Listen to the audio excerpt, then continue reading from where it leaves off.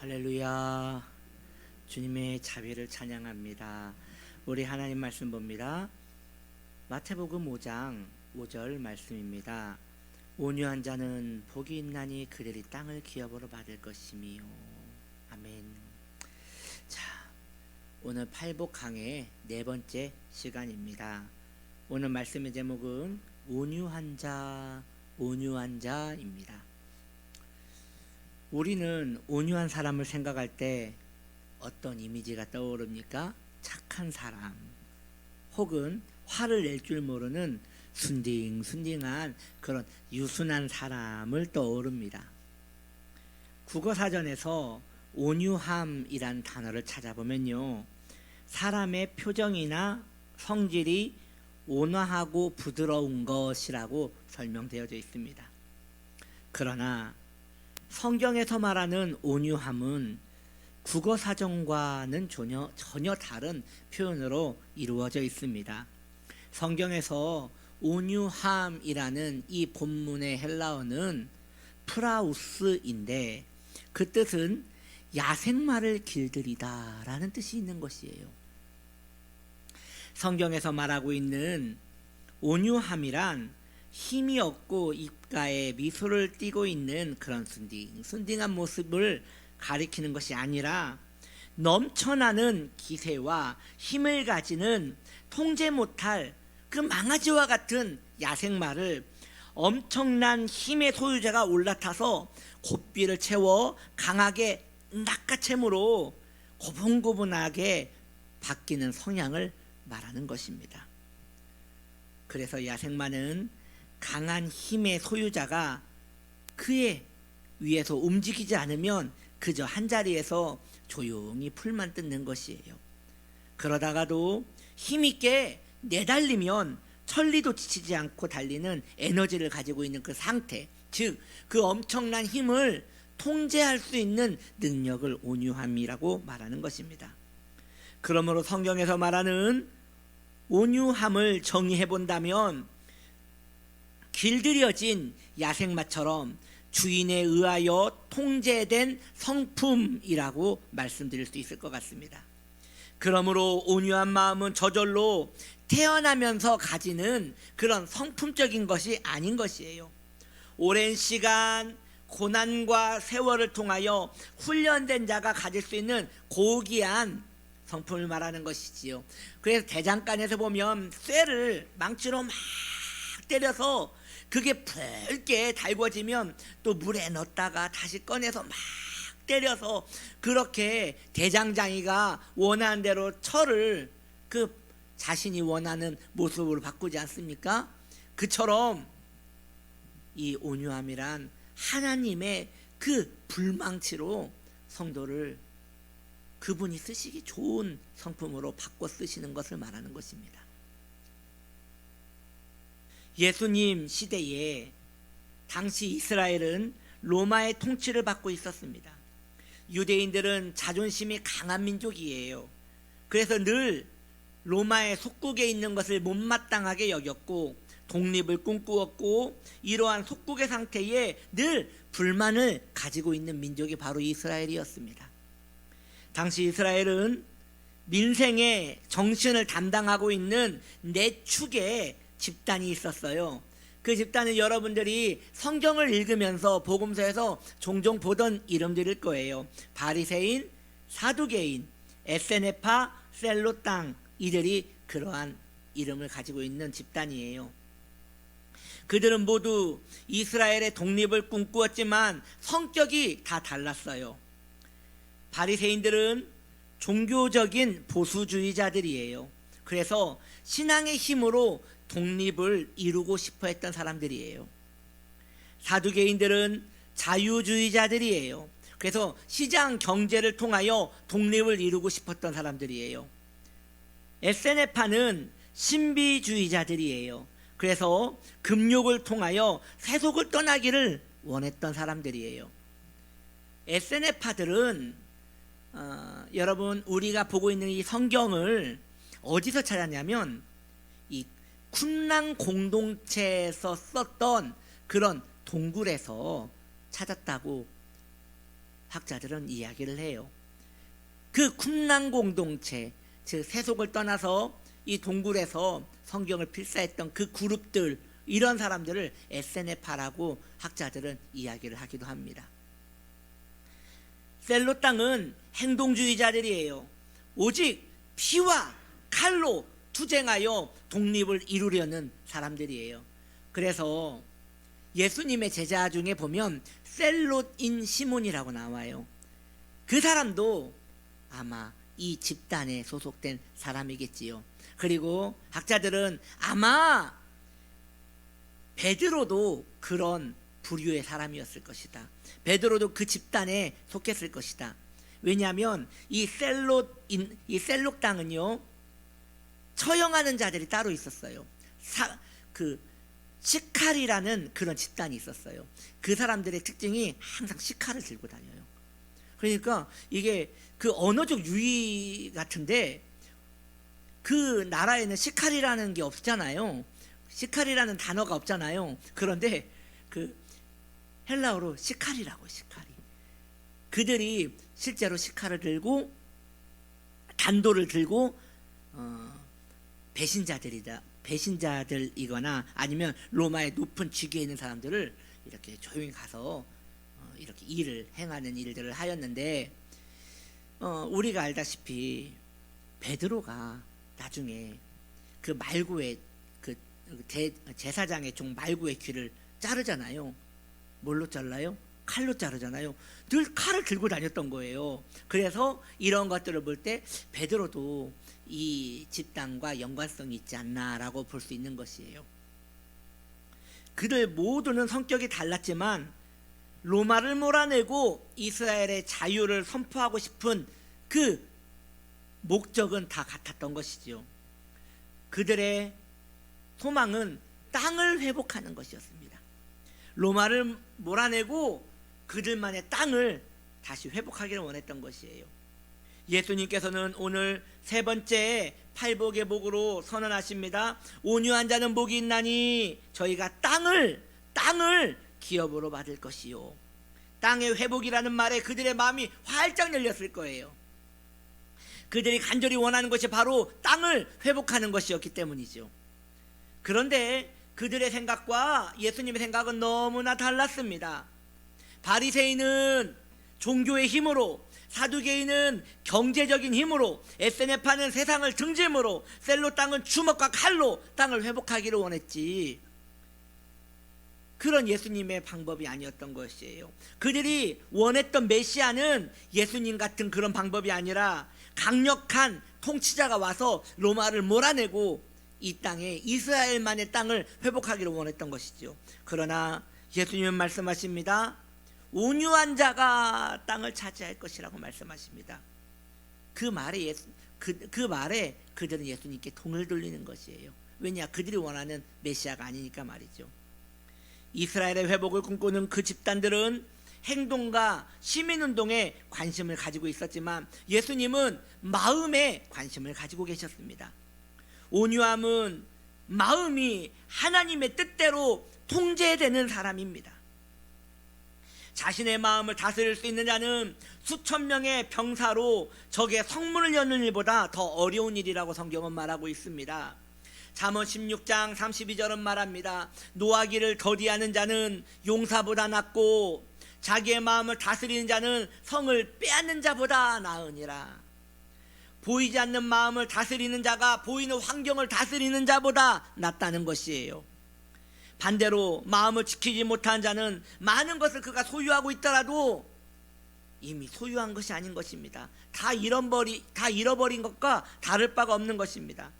잠언 25장 28절에 보면 자기의 마음을 제어하지 아니한 자는 성읍이 무너지고 성벽이 없는 것과 같다라고 말하고 있습니다. 성벽이 없으니 얼마나 치안이 엉망이겠습니까? 이러한 상태가 바로 마음을 지키지 못한 자의 심령이라는 것이에요. 온유함은 자신의 마음을 제어할 수 있는 힘입니다. 그리고 그러한 힘이 만들어진 데는 오랜 시간이 걸리는 것이에요. 성경에는 온유한 사람에 대한 예시가 종종 나와요. 창세기 13장에 보면 아브라함은 조카 롯에게 기름지고 좋은 땅을 양보하고 자신은 풀 한 폭이 없는 거친 땅을 소유합니다. 아브라함은 조카 롯보다 군사적인 힘도 있었고요. 조카 롯을 어린 시절부터 키운 사람으로서 아버지와 같은 권위가 있는 사람이었습니다. 그러므로 얼마든지 자신의 권리를 주장할 수 있었지만 그렇게 하지 않았습니다. 왜입니까? 하나님과 오랜 세월 아브라함은 지내면서 보이는 땅이 중요한 것이 아니요 하나님이 원하시는 마음이 이 땅보다 중요하다는 걸 알았기 때문입니다.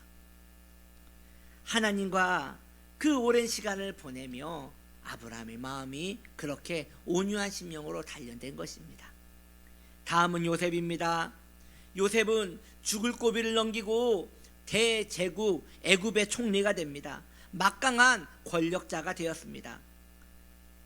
이후에 자신을 알아보지 못하는 형들이 자신을 죽었다고만 생각했던, 자신을 노예로 팔아버린 그 형들이 고개를 조아리고 음식을 구걸합니다. 요셉은 그들을 모두 품어주었고 오히려 애굽으로 모든 가족을 이주시켜 풍요로운 삶을 살게 합니다. 얼마든지 요셉은 복수를 할 수 있었습니다. 혹은 그들의 죽을 고비를 모르는 척 그냥 눈 감을 수도 있었습니다. 그런데 요셉은 그렇게 하지 않았습니다. 왜입니까? 오랜 시간 하나님과 함께 시간을 보낸 요셉은 마음이 하나님으로 인하여 길들여졌습니다. 그래서 자신이 당한 이 고난도 사람이 자기를 밀어넣어서 이렇게 된 것이 아니고, 자신이 이렇게 큰 나라의 총리가 된 것도 자신의 능력이 아니라 하나님의 은혜로 된 것을 알았기 때문입니다. 그래서 원수 같은 그 형들에게도 사심없이 자비를 베풀 수 있었던 것이에요. 하나님의 은혜를 입은 것 같이 그들에게도 은혜를 베푸신 것이지요. 다음은 다윗입니다. 그의 적수 사울 왕은, 그의 장인어른 사울 왕은 군사 3,000명을 수색대로 꾸려 늘 다윗을 죽이기 위하여 온 들판을 쑤시고 다녔습니다. 어느 날 다윗에게 좋은 기회가 찾아왔습니다. 사울은 동굴에 다윗이 먼저 와 있는 것도 모르고 혼자 그 동굴에서 잠을 자고 있었습니다. 다윗은 단 한 번의 창끝으로 모든 전세를 뒤집고 왕위를 찬탈할 수 있었어요. 그러나 다윗은 사울에게 손을 대지 않습니다. 왜냐하면 오랜 시간 하나님과 함께 지내면서 하나님의 섭리를 이해했던 것입니다. 다윗은 생각합니다. 이 세상에는 우연이 없고 모두 하나님의 다스림에 의하여 하나님이 이 세상을 통치하시며 다스리십니다. 그 사실을 믿었기에 그 섭리에 다윗은 고개를 숙인 것이에요. 자신의 마음을 다스릴 수 있었던 것이에요. 내가 아니어도 하나님이 때가 되면 심판하시리라 라고 하고 고개를 숙인 것이지요. 마지막으로 모세입니다. 성경은 모세를 온유한 자라 칭합니다. 민수기 12장 3절에 이 사람 모세는 온유함이 지면의 모든 사람보다 더하니라. 모세는 온유한 자가 되기 위하여 80년이라는 시간을 훈련을 받습니다. 40년은 자신이 마음대로 할 수 있었던 애굽에서 훈련을 받았고, 나머지 40년은 자신이 아무것도 할 수 없었던 광야에서 훈련을 받았습니다. 이를 볼 때 우리 교회 성도님들 가운데 80이 되신 분은 없거든요. 그러니 아직 훈련이 계속 되어지고 있는 것입니다. 그러니 여러분, 하나님이 얼마든지 여러분들 쓰실 수 있습니다. 단 단련될 때에, 단 연단될 때에 마음을 부드럽게 하시고 그 연단의 세월을 은혜로 품으시기를 바랍니다. 그때 성도는 온유하게 되는 것이에요. 하나님이 인정하시는 거룩한 사람으로 모세는 이렇게 서게 되는 것이고, 하나님마저도 인정하시는 이 땅의 가장 온유한 자가 바로 모세다라는 큰 칭찬을 받게 되는 것입니다. 그렇다면 여러분, 어떻게 해야 온유한 자가 될 수 있는 것입니까? 온유함은 고난과 훈련을 통해서 만들어지는 것이에요. 그렇기 때문에 고난과 훈련을 내 마음대로 가질 수 없잖아요. 내가 원한다고 고난 받을 수 없고 내가 원한다고 훈련을 받을 수 없단 말이에요. 그러니 이 온유함은 내가 원한다고 되는 것이 아니에요. 하나님이 택한 자에게 특별히 행하시는 훈련과 은혜인 것이에요. 그러기에 인간의 노력으로 되는 것이 아니라 선하신 하나님의 섭리를 믿음으로 인내하며 삶을 살아갈 때에 우리의 삶에 맺히는 이 열매가 온유함이라 할 수 있는 것이에요. 그러나 우리가 온유함을 내 마음대로 만들 수는 없지만 온유함의 특징은 알 수 있을 것입니다. 온유한 자에게 나타나는 특징 네 가지를 여러분들에게 설명해 드리기 원해요. 첫 번째는 거룩한 꿋꿋함이에요. 거룩한 꿋꿋함. 우리는 마음의 상처를 받거나 거절감을 당하면요, 그 자리를 피하거나 숨고 싶어 합니다. 모든 것을 다 버려두고 도망가고 싶습니다. 이것은 인간의 나약함이며 비겁함이라 할 수 있을 것입니다. 그러나 훈련된 온유함을 소유한 자는 어떠한 상황 속에서도 환경을 버리지 않습니다. 힘들어도 버텨서서 꿋꿋하게 살아내는 것입니다. 자연인들도 버텨내는 사람들이 있긴 해요. 그러나 그들의 중심에는 강팍하고 완고한 마음이 자리 잡아서 버티는 것이에요. 더 독해져서 버텨지는 것이지요. 성도는 이와 같지 않아요. 하나님이 주시는 거룩함을 품고 은혜를 의지하여 꿋꿋하게 버텨내는 것입니다. 두 번째로 연단된 성숙함입니다.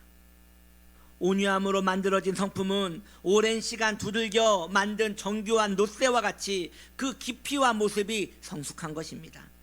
오랜 시간 다져진 그 성품은 쉽게 꺾이지 않고 견고하며 다른 이의 그늘이 될 수 있는 성숙함을 품게 되는 것입니다.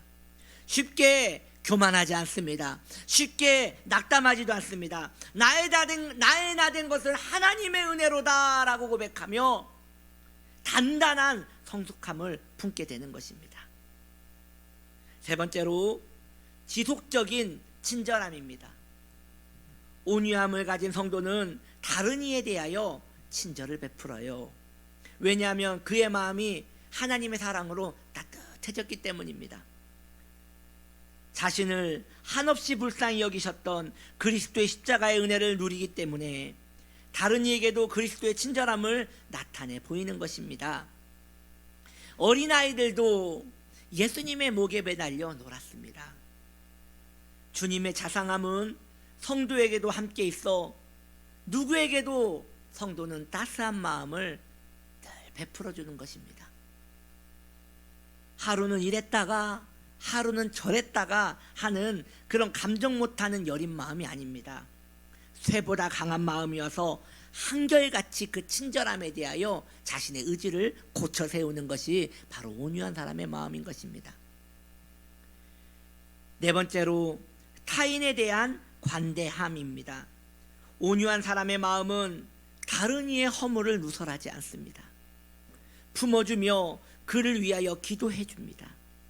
자신의 죄악을 한없이 용서해 주셨던 주님의 은혜를 오랜 시간 경험해 왔기에 그 또한 다른 이의 허물을 한없이 용납할 수 있는 관대한 마음을 가지게 되는 것입니다. 여러분이요, 이러한 마음을 다 소유하게 되기를 축복합니다. 물론 어떠한 과실은 작습니다. 어떠한 과실은 큽니다. 사과를 보더라도 주먹만한 사과가 있고 아이 머리만한 사과가 있지 않아요? 열매의 크기는 다를 수 있는 것이에요. 때가 되어져야지 큰 과실을 맺을 수 있는 것이에요.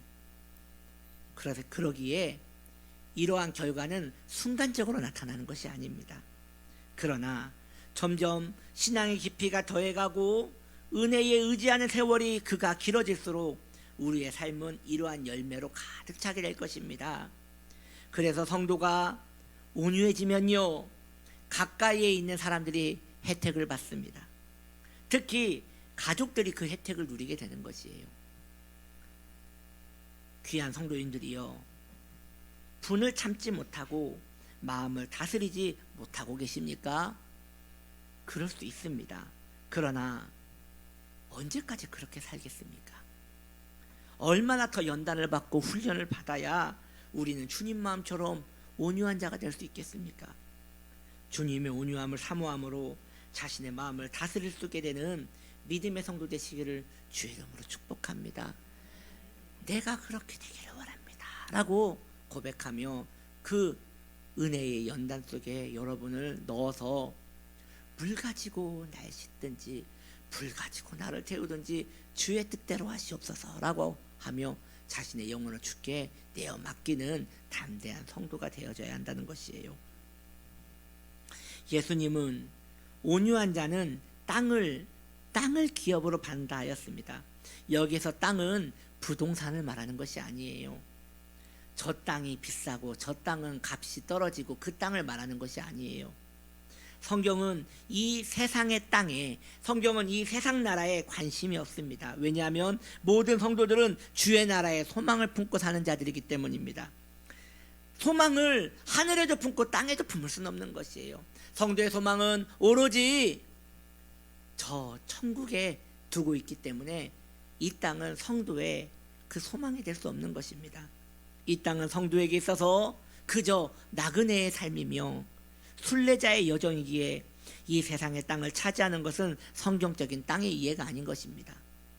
예수님이 말씀하시는 땅에 그 땅을 차지한다는 그 뜻은 무엇입니까? 바로 은혜의 감화입니다. 은혜의 감화입니다. 무슨 이야기냐? 성도는 하나님의 은혜를 받을 때에 그의 마음이 부드러워집니다. 바로 그의 마음이 은혜로 말미암아 감화되었기 때문입니다. 그 부드러워진 마음은 세상에 나가서도 그대로 나타나는 것이에요.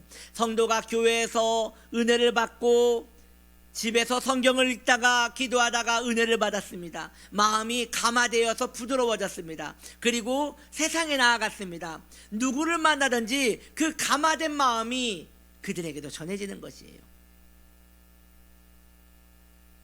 이렇게 많은 자연인들과 접촉하게 될 때 그 자연인들은 은혜로 말미암아 온순해지고 부드러워진 그 성도를 보며 그들 또한 감화를 받게 되는 것입니다. 하나님이 살아계시도다 라고 말이죠. 이렇게 성도를 통하여 하나님의 세계는 확장되어지고 있는 것입니다. 너무나 마음 아픈 이야기를 책에서 읽은 적이 있어요.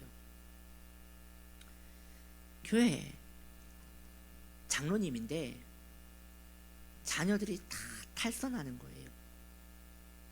뭐 그럴 수 있죠. 왜냐? 뭐 자식 농사 그게 내 마음대로 된답니까? 그러니 자녀들이 막 탈선하는 것이에요. 그런데 어느 날 그 아내 되시는 권사님이 목사님에게 와서 울면서 하소연을 하더래요. 우리 장로님이 교회에서는 그렇게 인자하고 충성되는데 집에만 오면 가족을 때립니다. 가족들을 그 골프채로 그렇게 때린대요. 그러니 그 자녀들이 신앙을 가질 수가 없는 것이에요. 아버지가 미친 사람처럼 보이는 거예요.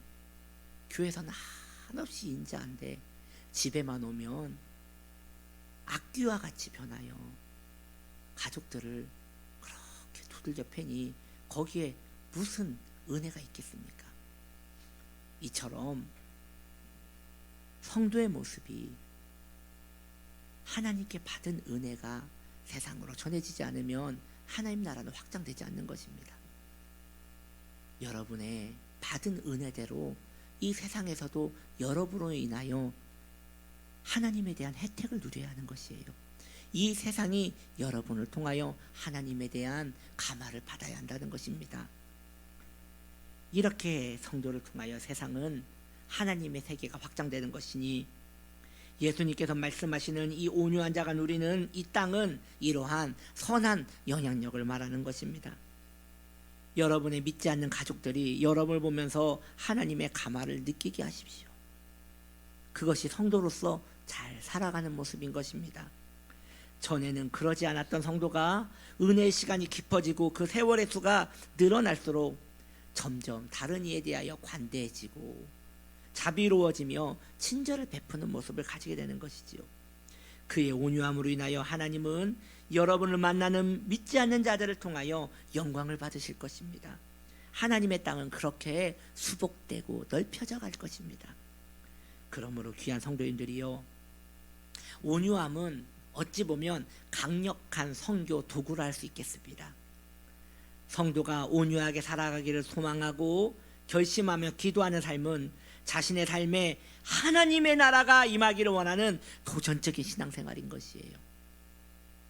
다른 이에게 대하여 친절하고 자신의 죄에 대해서는 호되게 꾸짖으며 그렇게 성숙한 신앙인으로 살아가는 주의 백성은 별처럼 아름답게 주님의 기쁨의 자리를 차지하게 될 것입니다. 제사장의 옷에 12보석이 새겨져 있는 것처럼 그러한 성도는 주님의 가슴에 보석같이 새겨질 것입니다. 오늘도 우리가 심령이 가난한 자는 이란 찬양을 부를 것인데, 이 찬양을 부르면서 다짐합시다. 내가 온유한 자가 될 것이라. 그리고 또 이 찬양을 부르면서 기도하는 마음으로 고백하는 시간을 가졌으면 좋겠습니다. 우리 함께 심령이 가난한 자는 함께 찬양합시다.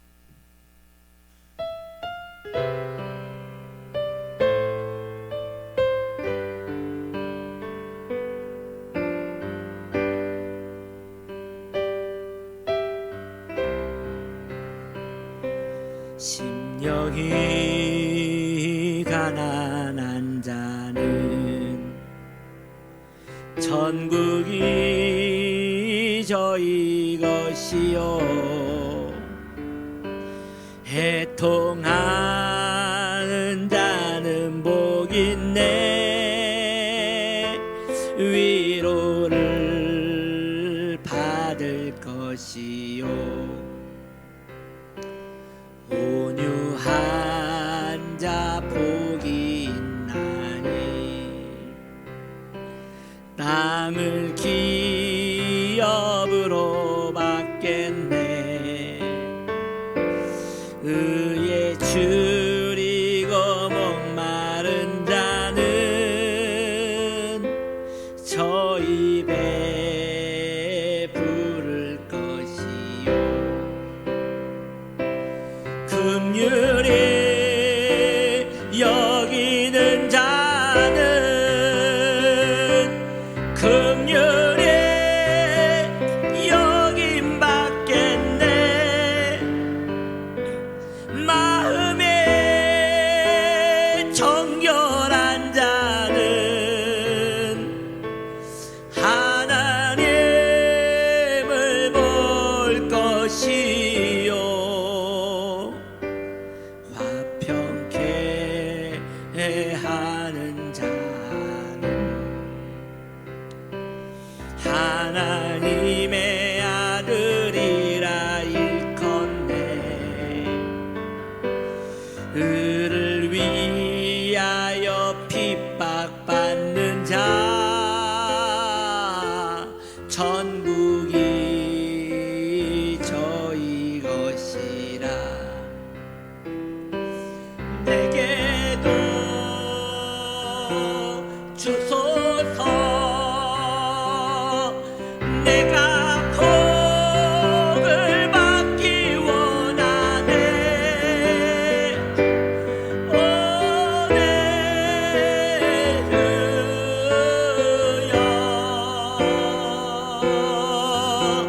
주소서.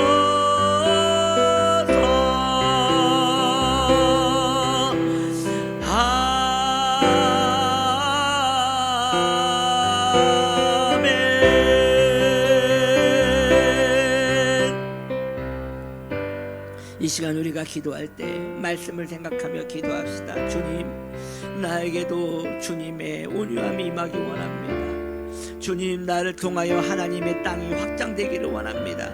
주님, 나를 사용해달라고 우리 주님의 이름으로 불러 기도합니다. 주여, 주여, 주여.